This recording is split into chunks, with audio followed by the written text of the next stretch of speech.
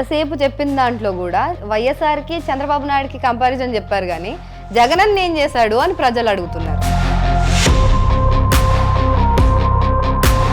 చాలా పెద్ద డిబేట్ చేయొచ్చు దీని మీద. నా పరంగా చూస్తే కనుక అదే వచ్చింది బాధ. ఎవరేమనుకున్నా పర్వాలేదు, నేను చేయాల్సింది నేను చేస్తా అనేసి ఆయన నిరంకుశంగా పాలిస్తున్నారనే వాదన కూడా ఉంది. ఎవరన్నా నిష్ఠూరు పడ్డారనుకోండి, మనం మంచి పని చేసేటప్పుడు we don't have to feel bad about it. ఏదైతే ఉంది మీరు కొట్టుకొని ప్రజలను అన్యాయం చేస్తున్నారు కదా అసలు. అంటే జగన్మోహన్ రెడ్డి హస్తం ఉందా లేదా చంద్రబాబు నాయుడు అరెస్ట్ వెనక? ఏదో సేయింగ్ ఉంటుంది కదా, చట్టం తన పని తాను చేసుకుంటూ పోతుందని. నమస్కారం, సువర్ణ మీడియాకు స్వాగతం. తెలంగాణ ఎన్నికలు అయిపోయాయి, మరి ఏపీలో ఎన్నికలు మొదలవబోతున్నాయి, మరి కొన్ని రోజుల్లో ఎన్నికలు రాబోతున్నాయి. టీడీపీ, జనసేన, వైఎస్ఆర్సీపీ ఇలా అన్ని పార్టీలు ఎవరికి వారు వ్యూహ రచనలు చేసేస్తున్నారు. మరి ఏ పార్టీ గెలుస్తుందో ఇప్పటి వరకైతే తెలియదు, కానీ ఒకవేళ వైసీపీ పార్టీ వస్తే ఏం చేస్తుంది? సో ఈ వివరాలన్నీ వివరించడానికి మనతో పాటు ఉన్నారు వైఎస్ఆర్సీపీ ఐటీ వింగ్ రాష్ట్ర అధ్యక్షులు సునీల్ పోసింరెడ్డి గారు. సో ఆయనతో మాట్లాడేద్దామా? నమస్తే సార్. నమస్తే అమ్మా. నమస్తే. సో ఎలా ఉన్నారు? బాగున్నాను. బాగున్నారా? సో ఎక్కడి నుంచి వస్తున్నారు ప్రస్తుతానికి? మీరు ఇక్కడ హైదరాబాద్లో మాకు దొరకడం చాలా గ్లాడ్గా ఫీల్ అవుతున్నాం మేము. Thank you. Super sir. So Sunil గారు, ఎలా స్టార్ట్ అయింది మీ ప్రస్థానం? మీరు నార్మల్గా చూస్తే ఇంత సాఫ్ట్గా, ఇంత కూల్గా, కామ్గా, కంపోజ్డ్గా అనిపిస్తున్నారు. అండ్ మీరు ఇప్పుడు పాలిటిక్స్లో ఉన్నారు, ప్రత్యక్ష రాజకీయాల్లోకి దిగేశారు మొత్తానికి. సో ఎలా ఆ ట్రాన్సిషన్ ఎలా స్టార్ట్ అయింది? అసలు మీ నేపథ్యం ఏంటి? ఎక్కడ పుట్టారు? ఎలా జర్నీ మీ స్టార్ట్ అయింది ఏంటి చెప్పండి. అంటే మాది నెల్లూరు అమ్మ, అంటే native Nellore. Okay. I came from agriculture family. అయితే రాజశేఖర్ రెడ్డి గారు అంటే మాకందరికీ, మా ప్రాంతం వాళ్ళందరికీ బాగా ఇష్టం. ఎందుకంటే ఆయన the kind of support he has given for agriculture, farmers కంటే ఆయనకి చాలా ఇష్టం. సో అదే రకంగా ఫార్మర్స్ కూడా, ఫార్మర్స్ కమ్యూనిటీ అంతా రాజశేఖర్ రెడ్డి గారిని అభిమానిస్తారు. సో ఈ ప్రాసెస్లో ఏంటంటే ఎలక్షన్ అయిపోయిన వెంటనే బాగా థంపింగ్ మెజారిటీతో రెండోసారి మళ్ళీ వచ్చిన గవర్నమెంట్ తర్వాత చనిపోయిన వెంటనే ఆ రాజశేఖర రెడ్డి గారి కుటుంబాన్ని టార్గెట్ చేసి అన్ని పార్టీలు వాళ్ళ కుటుంబం మీద పడడం అనేది ఎవరికి జీర్ణించుకోలేకపోయాము. సో అది దట్ సంథింగ్, అంటే ఒక అన్యాయం జరిగేటప్పుడు ప్రజల్లోంచి రివోల్ట్ ఉంటుంది కదమ్మా. సో అట్లాంటి రివోల్టే ఐ థింక్ మా అందరినీ వాళ్ళ ఫ్యామిలీకి మరి ఇంకా దగ్గరగా తీసుకొచ్చింది. సో ఆ ప్రాసెస్లో I wanted to be of Jagananna support in some way or the other. So అప్పటి నుంచి సోషల్ మీడియా ప్లాట్ఫామ్ బిల్డ్ చేసేటప్పుడు అయితే ఏమి, తర్వాత ఇంకా రీసెంట్లీ ఐటీ వింగ్ ఏదైతే పదవి ఏదైతే ఇచ్చారో దాని పరంగా కూడా ఐ మీన్ ఈవెన్ ఇప్పుడు అంతకుముందు వరకు జాబ్ చేస్తున్నాను. I left my job and been part of the party completely. అదే కంప్లీట్గా మీ ఉద్యోగాన్ని పణంగా పెట్టేసి వదిలేసి తృణప్రాయంగా సో జగనన్న బాటలు నడుద్దామని ఏ నమ్మకంతో వచ్చారు మీరు? ఐ మీన్ నమ్మకం అంటే జగనన్న మీద చాలా నమ్మకం మాకు. అంటే ఆయన his personality I have seen him very closely. ఎవరిని కూడా అందరినీ దగ్గరికి తీసుకుంటాడు. And even he's a people oriented person. The commitment కానీ అంతా చూస్తే ఏంటంటే చాలా ఇన్స్పైరింగ్గా ఉంటుంది మాకు అందరికీ. దగ్గరగా చూసి చాలా రోజుల నుంచి చూస్తూ ఉన్నాం కదా, అందరికీ చాలా ఇన్స్పైరింగ్గా ఉంటుంది. సో ఐ థాట్ లైక్ రిస్కే ఇది. I mean to leave my job, family అంతా, అంటే ఫ్యామిలీని సపోర్ట్ చేసుకోవడానికి జాబ్ చేస్తాం కదా, అది కొద్ది రోజులు దాన్ని ఆపడం అనేది కొంచెం రిస్కే. But still like we all wanted to support జగనన్న in his journey. Okay. So అయితే ఇప్పుడు మీరు మాట్లాడుతుంటే కూడా మాకు ఐటీ ఎంప్లాయీ అదేంటి ఆ ఐటీ వాసనలు అలా తెలుస్తున్నాయి అనమాట మీ నుంచి, మీ మాటల్లో దొర్లుతూ ఉన్నాయి. సో రాజకీయ నాయకుడిలాగా, ప్రత్యక్ష రాజకీయ నాయకుడు కాకుండా ఐటీ వింగ్ అధ్యక్షులానే మాట్లాడుతున్నారు మీరు. అండ్ ఇంకోటి, నార్మల్గా మనము ఉద్యోగ సంఘాలు లేకపోతే కుల సంఘాలు పెట్టుకొని పార్టీకి మద్దతు ఇవ్వడం చూస్తుంటాం.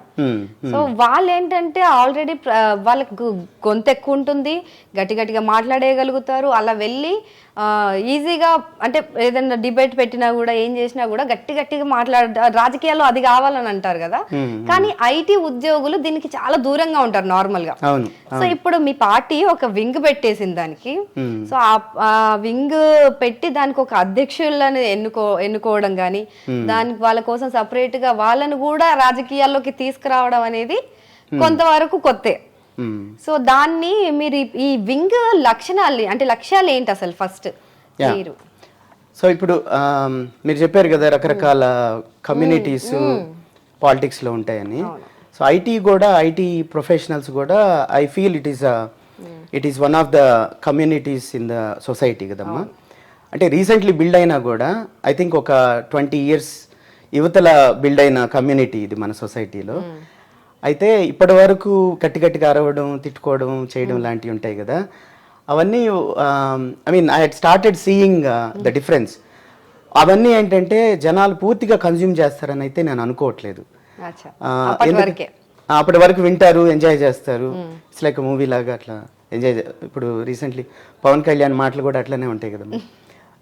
అయితే మా ఐటీ వింగ్, ఐటీ ప్రొఫెషనల్స్ మాటలు ఐ థింక్ దే కన్జ్యూమ్ చేస్తారు అనుకుంటున్నాను. ఎందుకంటే మేము స్టార్టెడ్ సీయింగ్ ద రిజల్ట్ కదా. ప్రతి ఒక్కరు అడిగి తెలుసుకుంటున్నారు, అరే చదువుకున్న వాళ్ళు వీళ్ళు చెప్పే మాటలు, వీళ్ళు చెప్పే నంబర్స్ ఇవన్నీ కరెక్ట్గా ఉంటున్నాయి, there is a logic behind it అని మనం చెప్పే మాటలు కూడా ప్రజలు ఆలకిస్తున్నారు, కన్జ్యూమ్ చేస్తున్నారు.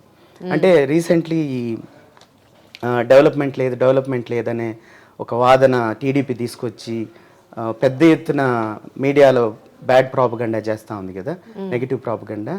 అయితే మాకేంటంటే లెక్కలతో సహా మనం పెద్ద ఎత్తున డెవలప్మెంట్ చేస్తున్నాం ఐటీలోనా. ఐటీ అనే కాదు, ఇన్ జనరల్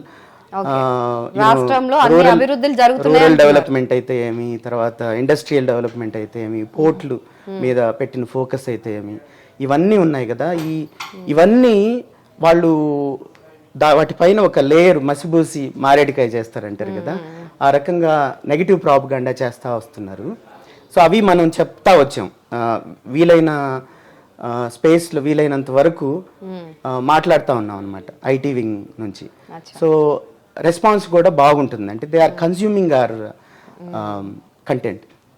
సో కాబట్టి ఏంటంటే there is a lot of difference. అంటే మేము పోయి మాట్లాడడానికి ఇన్ జనరల్ పొలిటీషియన్ వేరే గ్రూప్స్ నుంచి మాట్లాడడానికి there is a lot of difference అని నాకు అనిపించింది. ఓకే, అదే అంటే ఇప్పుడు నార్మల్ ఐటీ ప్రొఫెషన్స్ లో ఉన్న వాళ్ళు కూడా దాదాపు ఒక 10 లక్షల మంది ఉన్నారని చెప్పారు మీరు. అవును, రాష్ట్రంలోనే. అవును. సో అంతమంది కూడా ఇన్ని రోజులు రాజకీయాలకు దూరంగానే ఉంటే అంటే పెద్దగా పట్టించుకునేవారు కాదు ఇంతకు ముందు అయితే. అంటే ఓటింగ్ వచ్చినప్పుడు వేసేవారు, లేకపోతే షిఫ్ట్ లో ఉండేవాళ్ళు, ఉండిపోయేవాళ్ళు. సో అలా రాజకీయాలకు కొంత దూరంగా ఉన్న వాళ్ళని ప్రత్యక్ష రాజకీయాలకు తీసుకొచ్చి వాళ్ళని కూడా ఒక భాగం చేస్తున్నారు. Firstly hats off to that. మీరు దానికి చాలా కృషి చేస్తున్నారు అండ్ కనిపిస్తూ ఉంది మీ పనితనం కూడా, మీ పార్టీకి చాలా మేలు జరుగుతోందని. సో అండ్ అదే ఈ ఐటీ ఉద్యోగులని ఎలా మీరు అంటే మీ మాటల ద్వారా లేకపోతే మీ పనుల ద్వారా వాళ్ళని ఎలా మీరు ఒప్పించగలుగుతారు? అంటే ఈ పార్టీకి మీరు న్యాయం చెయ్యండి, లేకపోతే ఈ పార్టీలో మీరు నిలవాలి అని చెప్పడానికి మీ దగ్గర ఏముంది స్కోప్? లైక్ ఏమైనా ఇండస్ట్రీస్ వచ్చాయా, లేకపోతే వారి కొత్త ఉద్యోగం ఎంప్లాయ్మెంట్ ఏమైనా కల్పిస్తున్నారా? ఏం అభివృద్ధి చేశారు మీరు? అంటే అది వాళ్ళని ఒప్పించడం అనేది పెద్ద కష్టమైన పని కాదు. ఎందుకనంటే వాళ్ళు ఆల్రెడీ ఇప్పుడు they came from rural background, most of them, right? కొంతమంది అర్బన్ బ్యాక్గ్రౌండ్ నుంచి వచ్చినా కూడా వాళ్ళు దేర్ రూట్స్ ఆర్ మన స్టేటే కాబట్టి, ఏపీ స్టేట్ రూరల్ బ్యాక్గ్రౌండ్ కాబట్టి వాళ్ళు మోస్ట్ ఆఫ్ దెమ్ మీరు చూసినట్టయితే చంద్రబాబు నాయుడు గారి 9 years టైంలో upper middle class, rich class వాళ్ళు ఐటీలో చదువుకొని, అంటే అంత పెద్ద చదువులు చదవాలంటే కనుక వాళ్ళకి చాలా డబ్బు ఖర్చు అవుతుంది. So rich class obviously will be in IT. So ఆ టైంలో మొత్తం ఐటీలో ఉన్న వాళ్ళంతా rich class, above middle class అలాంటి వాళ్ళు ఉండేవాళ్ళు. అయితే రాజశేఖర రెడ్డి గారు వచ్చిన 5 సంవత్సరాల్లో, ఆయన ఉన్న 5 సంవత్సరాల్లో ఇంట్రెస్టింగ్లీ మీరు మొత్తం లెక్కలు చూస్తే గనక below middle class, poor class నుంచి బాగా ఐటీ అంటే ఈ ఇంజనీరింగ్ చదువుకొని గ్రాడ్యుయేట్స్ అయ్యి ఎంసీఏలు చదువుకొని అప్పటికి ఇంజనీరింగ్ కాలేజీలు పెరిగాయి and at the same time పెరగడమే కాదు, వాళ్ళకి అఫోర్డబిలిటీ కూడా కావాలి కదమ్మా. ఫీజు రియంబర్స్మెంట్ గవర్నమెంట్ సపోర్ట్ చేసేది. సో ఆ గవర్నమెంట్ సపోర్ట్ తోటి వాళ్ళు చదువుకొని ఐటీ ఉద్యోగాలు చేసుకోవడం. వాళ్ళంతా ఇప్పుడు సే యూనో ఒక 10 year experienced or 8 year experienced ఇక అట్లా మొదలై మొత్తం most of the population in IT loves YSR. They all love Jagananna. So అంత లవ్ ఉండబట్టే మీరు చూస్తే కనుక ఏ మీటింగ్కి పోయినా కానీ మాకు ఐటీ మీటింగ్స్కి చాలా రెస్పాన్స్ ఉంటుంది. ఎందుకంటే వాళ్ళు they all wanted to support Jagananna. So even development aspects లో కూడా మరి సేమ్ అదే ఐటీ ఎంప్లాయీస్ లేకపోతే ఐటీ సిబ్బంది వాళ్ళు మీరు చెప్తున్న వాళ్ళు ఎవరైతే ఉన్నారో వాళ్ళందరూ చంద్రబాబు నాయుడు గారు ఆయన జైలుకి వెళ్ళినప్పుడు ప్రొటెస్ట్లు చేసి హైదరాబాద్ లో పెద్ద ఎత్తున సభలు ఏర్పాటు చేసి ఆయనకు కూడా మద్దతు ఇస్తున్నారు కదా. మరి అంటే ఆయనకి ఇచ్చిన మద్దతు మీరు చూసినట్టయితే వాళ్ళు ఎక్కువ మంది ఐటీ వాళ్ళు ఉండరు. సో వాళ్ళ పార్టీ వాళ్ళని ఎక్కువ మందిని తీసుకుపోయి దాంట్లో కలిపి 1-2-3 ఐటీ వాళ్ళతో మాట్లాడిపించి మీరు చూడండి, అంటే ప్యాటర్న్స్ చూడండి. బట్ మీరు ఇన్ జనరల్ చూస్తే గనక ఐటీలో మీరు రియల్ ఐటీ పీపుల్తో మాట్లాడితే గనక టీడీపీ సపోర్టర్స్ కూడా చాలా రూత్లెస్గా ఉంటారు. I mean we don't like them in general. అంటే వాళ్ళు ఆఫీసుల్లో పాలిటిక్స్ మాట్లాడడం, ఆఫీసుల్లో పెద్దగా చంద్రబాబు నాయుడు గురించి మాట్లాడడం, ఇట్లాంటివన్నీ చేస్తూ ఉంటారు. సో ఆ బిహేవియర్ కూడా ఎవరికి నచ్చదు. సో మన రాజశేఖర రెడ్డి గారి సపోర్టర్స్ ఎప్పుడు కూడా they be very silent, composed. ఎందుకంటే వాళ్ళు రియల్గా చదువుకొని రియల్గా రాజశేఖర రెడ్డి గారి సపోర్ట్ తోటే ఉద్యోగాలు సంపాదించుకొని వచ్చిన వాళ్ళు కాబట్టి వాళ్ళు కొంచెం డీసెంట్గా బిహేవ్ చేస్తారు. అండ్ మాకు వచ్చే క్రౌడ్ అంతా కూడా మీరు చూస్తే కన్నా they're all real supporters of Jagananna. అవునా?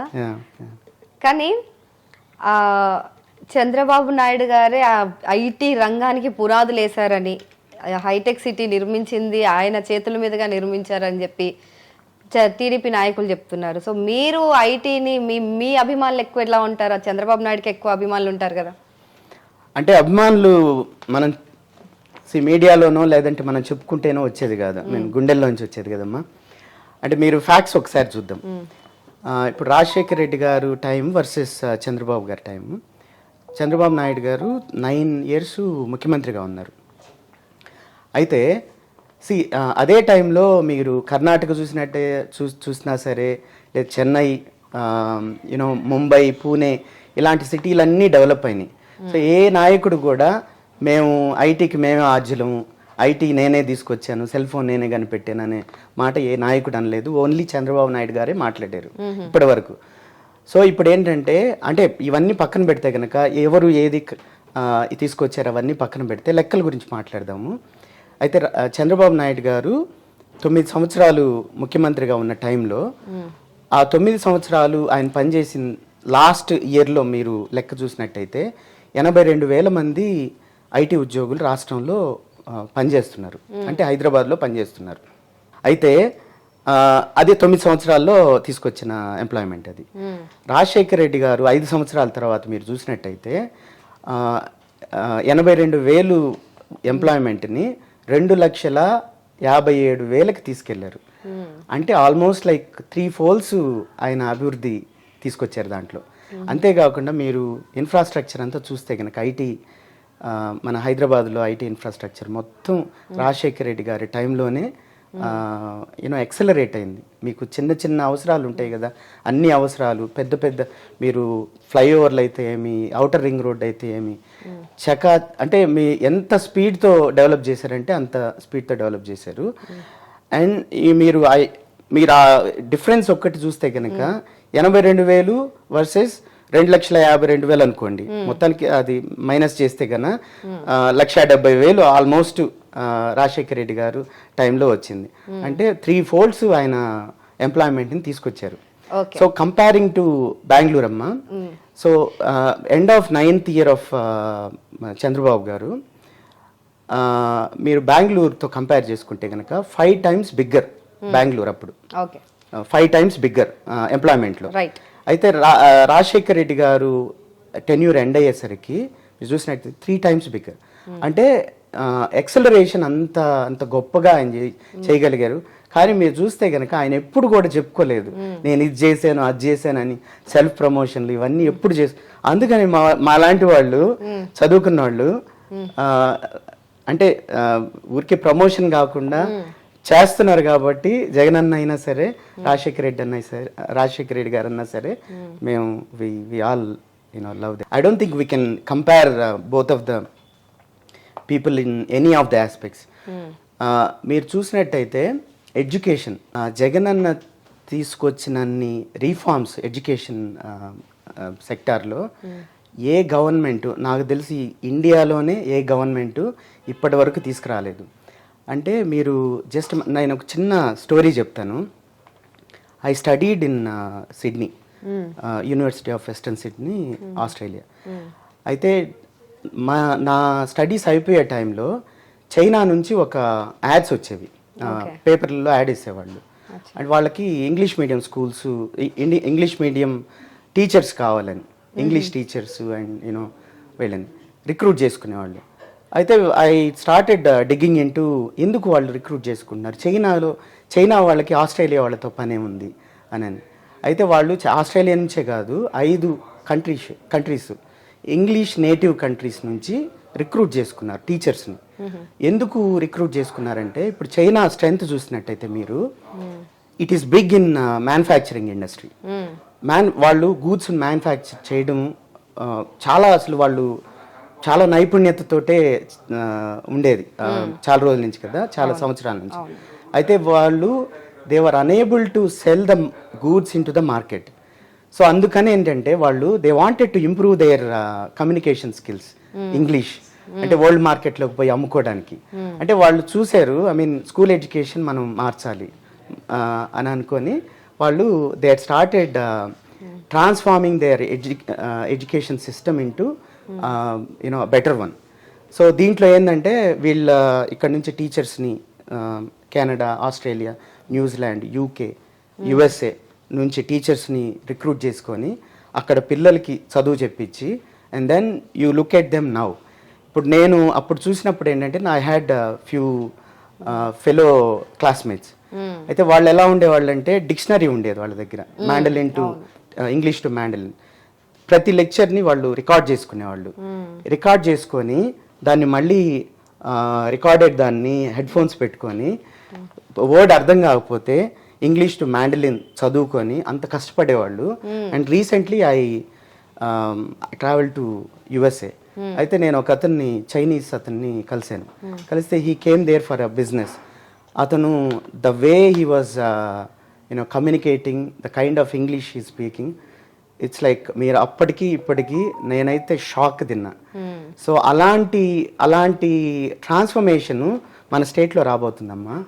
అంటే మీరు జగనన్న తీసుకున్న స్టెప్స్ ఏదైతే ఉన్నాయో మొత్తం ఇన్ఫ్రాస్ట్రక్చర్ అంతా మార్చడం, అంటే స్కూల్లో ఉండే క్లాస్లో ఉండే బెంచ్లు, తర్వాత డిజిటల్ క్లాస్ రూమ్స్ లాగా దాన్ని ఇవాల్వ్ చేయడం ఒకటి, తర్వాత ఉన్న బేసిక్ కమ్యూనిటీస్ ఏదైతే ఉన్నాయో అవన్నీ తయారు చేసుకోవడం, అండ్ ఈవెన్ ఎడ్యుకేషన్ మీద medium, English medium. So he wanted కూడా పెద్ద చర్చ జరిగింది అప్పుడు, అంటే మాతృభాషని కంప్లీట్ గా మీరు ఎట్లా ఎరాడికేట్ చేస్తారు అని. సో దానిపైన మీ అమ్మా ఏం లేదమ్మా, ఇది చాలా పెద్ద డిబేట్ చేయొచ్చు దీని మీద. బట్ నా పరంగా చూస్తే కనుక ఇంగ్లీష్ అనేది మన పిల్లలకి చాలా అవసరం. వాళ్ళు ఎదగడానికి కానీ, వాళ్ళ స్కిల్ని ప్రూవ్ చేసుకోవడానికి కానీ, బయట దేశాల్లో తిరగడానికైతే ఏమి, బయట రాష్ట్రాల్లో పనిచేసేదానికైతే ఏమి, ఈ ఇంగ్లీష్ అనేది చాలా అవసరం. సో పూర్తిగా తెలుగుని విస్మరించకుండా ఒక సబ్జెక్ట్ ఎలాగో ఉంటుంది, వాళ్ళు తెలుగు మాట్లాడడానికి ఇబ్బంది ఏం కాదు, బట్ ఇంగ్లీష్ అనేది need of the hour. So ఇది గనక ఇప్పుడు మనం గనక మిస్ అయ్యామంటే ఐ డోంట్ థింక్ మన పిల్లలు ఆ స్పేస్లోకి ఎంటర్ అవుతారని అయితే నేను అనుకోవట్లేదు. జగనన్న ప్రతి ఒక్క పిల్లవాడు, మన స్టేట్లో ఉండే ప్రతి ఒక్క పిల్లవాడు చదువుకొని కమ్యూనికేషన్ స్కిల్స్ అయితే ఏమి, తర్వాత వాళ్ళ లాంగ్వేజ్ అయితే ఏమి బాగా ఇంప్రూవ్ చేసుకొని ప్రపంచ దేశాల్లో పోటీ పడేలాగా నిలబడాలనేది ఆయన ఆకాంక్ష. ఐ థింక్ హీఈస్ మీరు ఆయన డెడికేషన్ చూసే ఉండి ఉంటారు. ఎవరైనా అనుకున్నా పర్వాలేదు, but he wanted all of our kids to be top in the society. అదే వచ్చింది బాధ. ఎవరేమనుకున్నా పర్వాలేదు, నేను చేయాల్సింది నేను చేస్తా అనేసి ఆయన నిరంకుశంగా పాలిస్తున్నారనే వాదన. మంచి పని నిష్ఠూరంతో ఉన్నా కానీ I don't think it's a problem. ఎవరన్నా నిష్ఠూరు పడ్డారనుకోండి, మనం మంచి పని చేసేటప్పుడు we don't have to feel bad about it. అంటే అది మంచి పని అని మీకు అనిపిస్తే చాలా, అందరికి అనిపించాలి కదా. అందరికి అనిపించే మంచి పని. టీడీపీ వాళ్ళకి ఎప్పుడు అనిపిస్తుంది? టీడీపీ వాళ్ళకి ఏ పని చేసినా మంచి పనిలాగా కనపడదమ్మా. అవునా? సో మీకు అట్లాంటి అండర్స్టాండింగ్ ఉంది మీ పార్టీకి టీడీపీ పార్టీకి? వాళ్ళు ఏది చేసినా మీకు నచ్చదు, మీరు అంటే ఒక్కటే ఎగ్జాంపుల్, నేను ఇప్పుడు చెప్పిన స్కూల్ ఎడ్యుకేషన్ ఏదైతే రీఫార్మ్స్, తర్వాత the way Jagananna is making it to happen, right? అది దాన్ని యాక్సెప్ట్ చేయలేని ఒక పార్టీ ఇంకా ఏ పనిని యాక్సెప్ట్ చేస్తుందని అయితే నేను అనుకోను. తర్వాత వైజాగ్, కర్నూలు 3 రిజిస్టర్ అయ్యాయా? అలా ఏమన్నా రిజిస్టర్ అవ్వడం అంటే I mean this is the way we wanted to go ahead. So ఇది డీసెంట్రలైజేషన్ పద్ధతిని అభివృద్ధి చేద్దామని. మనం ఇంతకుముందు ఏది మన మద్రాస్ ప్రావిన్స్ నుంచి స్టేట్ డివైడ్ అయినప్పుడు మెడ్రాస్ని వదులుకోవాల్సి వచ్చింది. తర్వాత ఈ 2 తెలుగు స్టేట్లు మళ్ళా డివైడ్ అయినప్పుడు హైదరాబాద్ని వదులుకోవాల్సి వచ్చింది.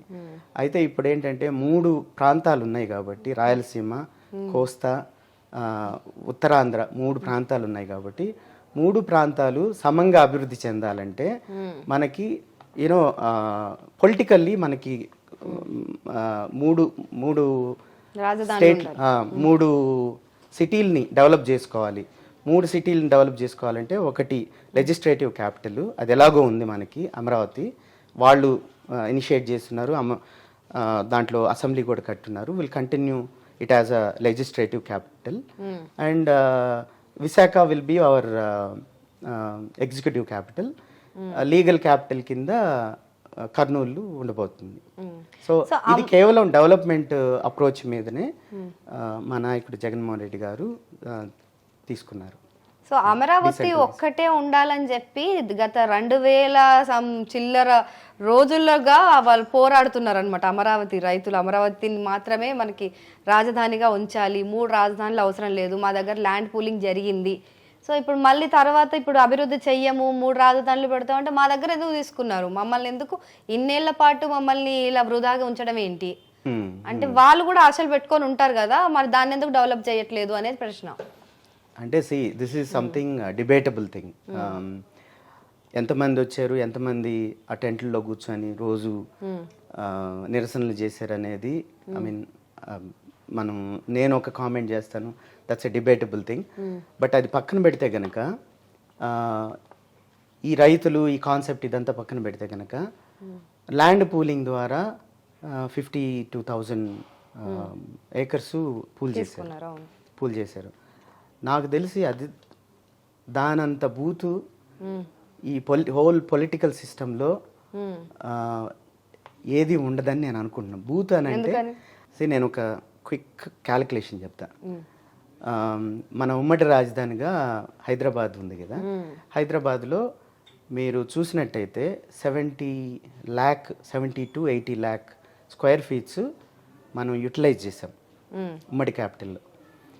ఒక క్యాపిటల్ యూటిలైజేషన్ స్పేస్ అంటే మీరు ఏకర్స్ కింద చూస్తే కనుక 1500 ఎకరాలు అవసరం ఉన్నింది అప్పుడు. అంటే మొత్తం గవర్నమెంట్ ఆఫీసెస్ అయితే ఏమి, అసెంబ్లీ అయితే ఏమి, తర్వాత సెక్రటేరియట్ అయితే ఏమి, ఇలాంటి అవసరాలు.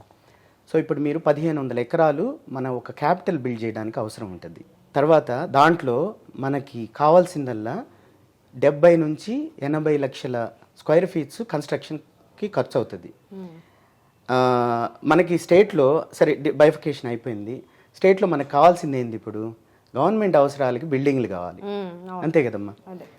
టు గెట్ స్టార్టెడ్ విత్ ఒక సీడ్ క్యాపిటల్ అవసరం ఉంది.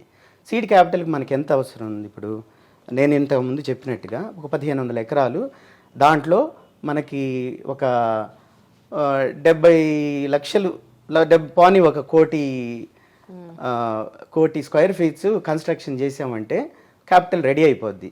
దానికోసము 50,000 ఎకరాలు రైతుల నోళ్లు కొట్టి తీసుకొని దాన్ని డెవలప్ చేస్తావో లేదో తెలియదు.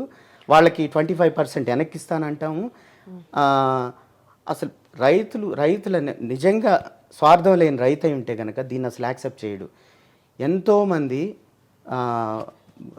ఎంతో బాధపడి ఉంటారని నేను అనుకుంటున్నాను. అంటే వాళ్ళ జీవనాధారం అక్కడే నివాసం ఉండి వాళ్ళనంతా అక్కడి నుంచి ఎల్లగొట్టి, అది నాకు తెలిసిన అయితే నాలాంటి ఎడ్యుకేటెడ్ పర్సన్ అప్పుడు కాదు కదా ఇప్పుడు కాదు ఎప్పుడు యాక్సెప్ట్ చేయడు దీన్ని. ఫస్ట్ థింగ్, ఇప్పుడు ఏదో అభివృద్ధి జరుగుతుంది, మా పిల్లలు బాగుంటారు, పిల్లల భవిష్యత్తు అనుకుంటున్నారు కానీ ఉన్న పళంగా ల్యాండ్ నాది కాదు, నా ఇల్లు నాది కాదు, ఎంతో నెలకు సంవత్సరానికి ఇంత ఇస్తామని అంటారు. అది ఎప్పటికవ్వాలా, అసలు డెవలప్మెంట్ అవుతుందా లేదా? ఒక capital out of nowhere build అవ్వాలంటే మాటల దగ్గర 30 నుంచి 50 సంవత్సరాలు. అంటే ఆల్రెడీ స్మార్ట్ సిటీస్ అని చెప్పి ఏదో ప్లాన్ చేసి ప్రణాళిక మొత్తం చూపించి ప్రజల నుంచి ల్యాండ్ పూల్ చేశారు. ఇవన్నీ తెలుగుదేశం వాళ్ళు రియల్ ఎస్టేట్ వ్యాపారాలు చేసుకోవడానికి కోసంగా జనాలకి చెప్పిన మాటలు. కానీ అండర్నీత్ ఏం జరిగిందంటే రియల్ ఎస్టేట్ వ్యాపారం జరిగింది. 52,000 ఎకరాలు వాళ్ళు ల్యాండ్ పూలింగ్ చేసిన తర్వాత రైతులకు రిటర్న్ చేయాల్సింది ఎంత? 25% ఆఫ్ ద పూల్డ్ ల్యాండ్ కదా. సో మిగతాదంతా ఏం చేస్తున్నట్టు వాళ్ళు? అదే వాళ్ళకి అభివృద్ధి ఇచ్చుంటే మీరు ఇంకో అవకాశం ఇస్తే తెలుస్తుందేమో మరి. సో ఇంకొకటి ఏంటంటే, మీరు ఈ అభివృద్ధి దీని మీద మాలాంటి వాళ్ళు అప్రిషియేట్ చేస్తుండే వాళ్ళు ఎలా అంటే, ఇప్పుడు విజయవాడ ఉంది, లేదంటే గుంటూరు ఉంది. సో పోనీ వాళ్ళు ఆ ప్రాంతంలోని చేయాలనుకుంటున్నారు. విజయవాడ కానీ గుంటూరు కానీ ఎక్స్టెండ్ చేసుకుంటూ అరౌండ్ ఒక 10,000 crores కల్లా నీకు సీడ్ క్యాపిటల్ రెడీ అయిపోద్ది. అండ్ దెన్ మీకు అక్కడి నుంచి కావాల్సింది ఏంది? అభివృద్ధి అంతా చుట్టూ జరగద్ది. మన రైతులే కదా బాగుపడతారు. ఏదన్నా రియల్ ఎస్టేట్ ఏదన్నా బెనిఫిట్స్ వస్తే కనుక మన రైతులకే కదా వస్తుంది. ఇవన్నీ పక్కన పెట్టి ఉన్న అవుట్ ఆఫ్ నోవేర్ మొత్తం 52,000 ఎకరాలు పూల్ చేసుకొని దాంట్లో నీకు కావాల్సింది 2,000 ఎకరాలు, మిగతాది మొత్తం ఏం చేస్తున్నావో ఎవరికి తెలియదు. అయోమయమైన పరిస్థితిలో రైతులను వదిలేసి దీన్ని ఖచ్చితంగా వ్యతిరేకించాల్సిన వ్యవహారం అండి ఇది. రైట్. సరే, అయితే మీరైతే ఇప్పుడు 3 రాజధానులను ఎలా అభివృద్ధి చేద్దాం అనుకుంటున్నారు? ఎక్కడ అసెంబ్లీ ఉండబోతుందో కానీ దాని తర్వాత కానీ మేము పార్టీలు చూడడం, కులాలు చూడడం, మతాలు చూడడం అన్నట్టుగానే యాజ్ ఈజ్ ఎవ్వరు, ఏ పార్టీ కాదు, ఏ కులము కాదు, ఏ మతము కాదు, అందరికీ ఇంతకుముందు ఎలా ఉండేదంటే పొలిటికల్ పీపుల్ ఇన్వాల్వ్మెంట్ చాలా ఎక్కువ ఉండేది. డెలివరీ మెకానిజంలో పథకం మీరు 1,000 రూపాయలు ఒకరికి చేరాలంటే కనుక మధ్యలో ఉన్న ప్రతి లేయర్లోనూ ఎంతో కొంత కట్ వెళ్ళిపోయేది. సో వాళ్ళ చేతిలోకి వెళ్ళేసరికి ఎంతో 10% ఇచ్చుకోవాల్సి వచ్చేది. కానీ ఈ వాలంటరీ సిస్టమ్ ఏం చేస్తుందనంటే, సీఎం గారు ఇనిషియేట్ చేసిన ఎంతైతే మనీ ఉందో డైరెక్ట్గా అంతే, ఒక్క పైసా కూడా దాంట్లో తగ్గించకుండా తీసుకుపోయి వాళ్ళ బెనిఫిషియరీస్ చేతిలో పెడుతున్నాం. సో ఇది ఎంతో అద్భుతంగా మీరు అంటే ఒక క్షణం మనం ప్రతిపక్షాలు ఏం చెప్తున్నాయి, ఎల్లో మీడియా ఏం చెప్తుంది, అవన్నీ పక్కన పెట్టి జస్ట్ మీరు ఒక సిస్టమ్ని మీరు ఒక అవగాహన తెచ్చుకుంటే కనుక చాలా నోబుల్గా పనిచేస్తున్నాం. మీరు అవ్వాతాతలు ఉంటారు, ఓల్డ్ ఏజ్ పెన్షన్స్ వాళ్ళకి ఇవ్వాల్సి ఉంటుంది. వాళ్ళు ఎదురు చూస్తుంటారు, ఈరోజు నాకు డబ్బు వస్తుందని చెప్పని. ఈ వాలంటీర్స్ పోయి వాళ్ళ చేతుల్లో డబ్బు పెడితే వాళ్ళకి వచ్చే అంటే గడప గడపకి అనే ఒక కార్యక్రమం ఎందుకంటే ఎఫెక్టివ్గా స్కీమ్స్ వెళ్తున్నాయా, లేదంటే స్కీమ్స్లో ఏదన్నా అవకతవకలు ఉన్నాయా, ఎక్కడన్నా స్కీమ్స్ అందని వాళ్ళు ఎవరైనా ఉన్నారా బెనిఫిషియరీస్, అలాంటివన్నీ సమస్యలన్నీ అప్పుడు వస్తాయి మనకి. సో దట్ మనం ఇమీడియట్లీ రిజాల్వ్ చేయొచ్చు అనే ఒక ఉద్దేశంతో ఇంటింటి ప్రచారం చేయమని చెప్పి అనేది అదొక ఆస్పెక్ట్ అయితే, రెండోది ఏంటంటేనండి, మనం పథకాలు ప్రతి ఒక్కరికి తెలియజేయాల్సిన అవసరం ఉంది. గవర్నమెంట్ పథకాలు అంటే it's an inexpensive way of doing promotion, అంతే కదండి. గవర్నమెంట్ చేసే కార్యక్రమాలు అందరికీ తెలవాలంటే ఇన్ఎక్స్పెన్సివ్గా ఎలా చేయొచ్చు, నాయకులే పోయి వాళ్ళకి చెప్పడం. సో దానికోసమనే ఈ రెండు ఆస్పెక్ట్స్ ద్వారానే మనం ప్రజలకు దగ్గర అవ్వాలా అనే ఉద్దేశంతోనే గడప గడపకి చేసాం. రైట్. ఎవరిది ఈ స్ట్రాటజీ, మీకు ఏమైనా ఐడియా ఉందా? లైక్ ప్రభుత్వంలో జగన్ గారే తీసుకుంటారా లేకపోతే? లేదు, ఇది నాకు I can see his heart అండి, I can feel his heart. So ఆయన ఏమంటే జనాలకి దగ్గర, అంటే he has been the person who has almost ఒక నాకు తెలిసి ఒక మోర్ దెన్ 50% ఆఫ్ ద పీపుల్ని టచ్ చేసి ఉంటాడు. బై షేక్ హ్యాండ్స్ కానీ, లేదంటే ఓదార్పు యాత్రలో తల మీద చేయి, ఓదార్పు యాత్ర నుంచి, తర్వాత పాదయాత్ర నుంచి మీకు క్రౌడ్ చూసినట్టయితే, I mean you can sense the you know pulse of the people కదా. అవును, ఒక స్టిక్కర్ కూడా ఒక బాగా వైరల్ అవుతోంది. ఒక అమ్మాయి జగన్మోహన్ రెడ్డికి ముద్దిచ్చేసింది. అవును, అంటే సి ఇట్స్ ఆల్ లవ్ అండి. అంటే ఏ రకంగా మనం ఎక్స్ప్రెస్ చేస్తాం అనేది that's a different thing altogether. కానీ ఆయన ఆల్మోస్ట్ ఏ నాయకుడు, ఈ ప్రపంచంలోని ఏ నాయకుడు అంతమంది ప్రజానికాన్ని టచ్ ద్వారా దగ్గరై ఉండడని నేను అనుకుంటున్నాను. అంటే ఇది I think it's a process అండి. ఐ మీన్ రాజశేఖర రెడ్డి గారి మీద అభిమానం, and I have seen Jaganmohan Reddy గారు వెరీ క్లోజ్లీ. ఎట్లా అంటే I use to go speak to him, you know మాట్లాడడం, తర్వాత ఆయన రియాక్షన్స్ కానీ, the way he you know listens to us, అంటే ఏదైనా చెప్తుంటే కనుక గాఢంగా వినడం, దాన్ని రెస్పాండ్ అవ్వడం, ఇదంతా నాకు అనిపించింది. ఐ మీన్, సో ఇప్పుడు మీరు షర్మిల గారికి సపోర్ట్ చేస్తారా, జగన్కి సపోర్ట్ చేస్తారా? నేను వైఎస్ఆర్సీపీ ఒక వింగ్కి అధ్యక్షుడినండి. కాబట్టి ఏంటంటే నేను ఐఎమ్ ఇన్ పార్టీ, నా లీడరు మనసా వాచా కర్మేణ, నేను విత్ కమిట్మెంట్ నేను జగన్మోహన్ రెడ్డి గారికి పనిచేద్దామని, రిస్క్ అయినా కూడా జాబ్ వదిలేసుకొని వచ్చి పనిచేస్తున్నాను. సో జగన్ చేతిని మీరు విడిచిపెట్టలేరు, జగనన్న చేతిని. నేనే కాదు, జగనన్నతో నడిచే ఏ నాయకుడు కానీ, అంటే మనస్ఫూర్తిగా నడిచే ఏ నాయకుడు కూడా వదిలిపెట్టడం అనేది నా అభిప్రాయం. పిరమిడ్ షేప్లో చూస్తే బాటమ్ లేయర్ ఈజ్ వాట్, ఒక 70% బాటమ్ లేయర్లో ఉంటారు. వాళ్ళు ఏమంటే they are the people who are like beneficiaries of the government schemes. తర్వాత వాళ్ళు ఆర్థికంగానో లేదంటే ఏదో ఒక రకంగా బెనిఫిట్ అయిన వాళ్ళు ఉన్నారు. అండ్ జగనన్న చేసే ప్రతి కార్యక్రమం డైరెక్ట్గా వాళ్ళకి అందుబాటులో ఉంటుంది. సో మళ్ళీ మిడిల్ లేయర్ చూసినట్టయితే ఒక 25% ఉంటారు. వాళ్ళు they or information carriers. So ఒక్కోసారి ఏమవుతుందని అంటే అది కింద వరకు ఎఫెక్ట్ అవుతుంది. ఎందుకంటే వాళ్ళు they also be influencers of the society కదా, వీళ్ళు కొంత ఎఫెక్ట్ అయ్యే అవకాశం ఉంటుంది. దానిపైన ఒక 5% నాయకులు, తర్వాత టాప్ క్లాస్ బిజినెస్ పీపుల్ వాళ్ళు ఉంటారు.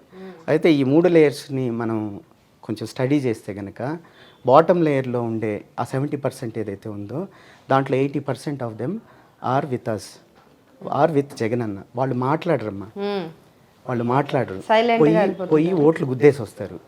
మీరు ఇప్పుడు వినే ఈ ఇన్ఫర్మేషన్ అంతా మీరు పోతే మాట్లాడే వీళ్ళంతా ఉంటారు కదా, వాళ్ళు ఈరోజు ఒక పార్టీ గురించి ఫేవర్గా మాట్లాడతారు, ఇమీడియట్లీ సాయంత్రం ఇంకొక డిస్కషన్ అవుతుంది, ఇన్ఫ్లుయెన్స్ అయ్యి రేపు ఇంకొక పార్టీకి ఫేవర్గా మాట్లాడతారు. అలాంటి ఇన్ఫర్మేషన్ అయితే నేను కన్జ్యూమ్ చేయను. బట్ బాటమ్ లేయర్ ఏదైతే ఉందో సాలిడ్గా వైఎస్ఆర్సీపీకి రేపు ఎలక్షన్లో గుద్దేస్తుంది. సరే, ఈ ఎన్నికల్లో మీకు గట్టి తగ్ ఆఫ్ వార్ ఇవ్వడానికి ఆల్రెడీ షర్మిల గారు ఎట్లాగో బరిలో ఉన్నారు. అలా కాకుండా ఇంకా టీడీపీ అండ్ పవన్ కళ్యాణ్ అంటే జనసేన పార్టీ రెండు కలిసాయి. సో ఇప్పుడు మిమ్మల్ని ఎదుర్కోవడానికి ఇన్ని అస్త్రాలు బలంగా ఉన్నప్పుడు మీ వ్యూహం ఏంటి ఎదుర్కొనేది? మా వ్యూహం మా నాయకుడే. అంతేనా? ఆయన ధైర్యం, ఆయన ధైర్య సాహసాలతో కూడిన అడుగులు, ఎదురు శత్రువులు 10 మంది ఉన్నా సరే మట్టి కనిపించేదానికి మేము రెడీ. అదే మీరు అనుకున్నట్టే బహుశా మళ్ళీ మీ పార్టీ అధికారంలోకి వస్తే ఏం చేయబోతుంది? అంటే రాష్ట్రాల్లో రాష్ట్రంలో అమ్మ ఇప్పుడు నేను ఇందాక ఒక సందర్భంలో చెప్పినట్టున్నాను, మనకు ఒక 6-7 మంత్స్ ఫస్ట్ సెటిల్ డౌన్ అవ్వడానికి టైం పట్టింది కదా. అంటే ఏ పార్టీ అయినా కానీ కొత్తగా గవర్నమెంట్లోకి వచ్చినప్పుడు కొంత టైం తర్వాత ఇమ్మీడియట్లీ మనకేమైందంటే కోవిడ్ వచ్చింది ఒక 2 సంవత్సరాలు. సో 2 సంవత్సరాలు ఆల్మోస్ట్ లైక్ 2.5-3 ఇయర్స్ వరకు అది ఆ కోవిడ్తో సరిపోయింది కదా. దాని తర్వాత మనకి సాలిడ్గా దొరికింది 2 ఇయర్సే. 2 ఇయర్స్లో ఎంతో గొప్పగా, ఎంతో అభివృద్ధి, ఎంతో వెల్ఫేర్ ద్వారా జనాల్లోకి ఎంత వాళ్ళ ఆర్థిక స్థితిగతులను మెరుగుపరచడానికి ఎంత చేయాలనో అంత చేశాడు జగనన్న. సో ఇది కంటిన్యూ ఇంకొక నెక్స్ట్ టర్మ్ ఒక 5 సంవత్సరాలు కనుక కంటిన్యూ అయితే you can just imagine how the state will evolve into or transform into. Right. Okay Sunil గారు, so all the best to your party and you. Okay అండి, థ్యాంక్ యూ సో మచ్. మీ busy షెడ్యూల్లో ఇంత దూరం వచ్చి మా కోసం ఈ సమయం కేటాయించి మీ ఇంటర్వ్యూ ఇచ్చినందుకు ధన్యవాదాలు. థ్యాంక్ యూ వెరీ మచ్ అమ్మా.